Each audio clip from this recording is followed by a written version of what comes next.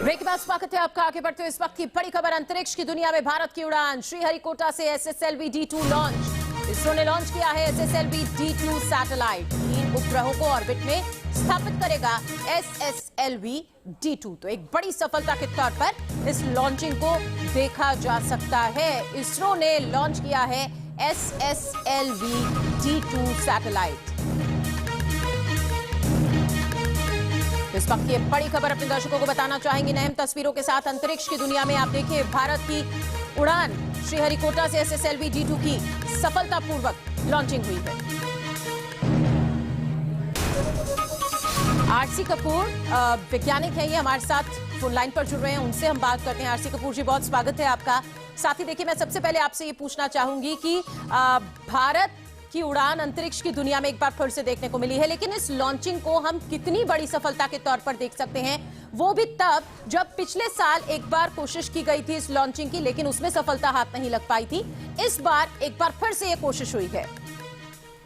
ये तो बहुत ही अच्छी बात हुई है। इस बार ये लॉन्च एकदम सक्सेसफुल हुई है जी। बल्कि मैं तो उम्मीद करता था पिछली बार भी लॉन्च सक्सेसफुल होती।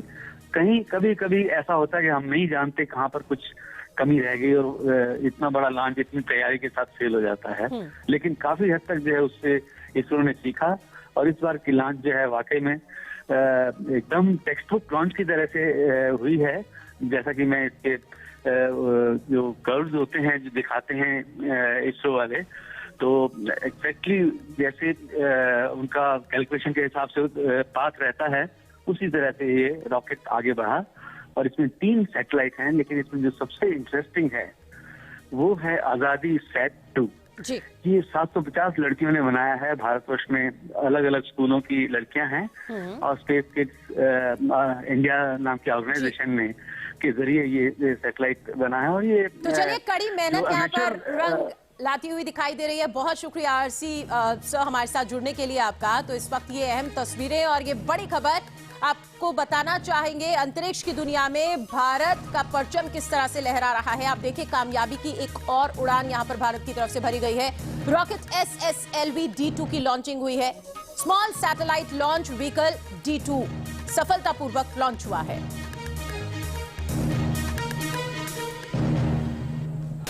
और हमारे साथ हमारे सहयोगी यासिर और ज्यादा जानकारी के साथ जुड़ गए हैं। एक बार उनका भी रुख कर लेते हैं। यासिर, फिलहाल देखिए कि एक बहुत बड़ी सफलता के तौर पर इस लॉन्चिंग को, इस खबर को देखा जा सकता है। दूर दूर से लोग भी यहां पर पहुंचे हुए थे जो कि गवाह बन रहे थे इस लॉन्चिंग के। फिलहाल आपसे अगर हम SSLV D2 इस यान की खासियत के बारे में जानकारी लेना चाहें तो किस तरह से समझा जाए, एक आम इंसान जो है, आम लोग जो है, वो किस तरह से इस लॉन्चिंग को समझे और इसकी खासियत को समझ सकते हैं?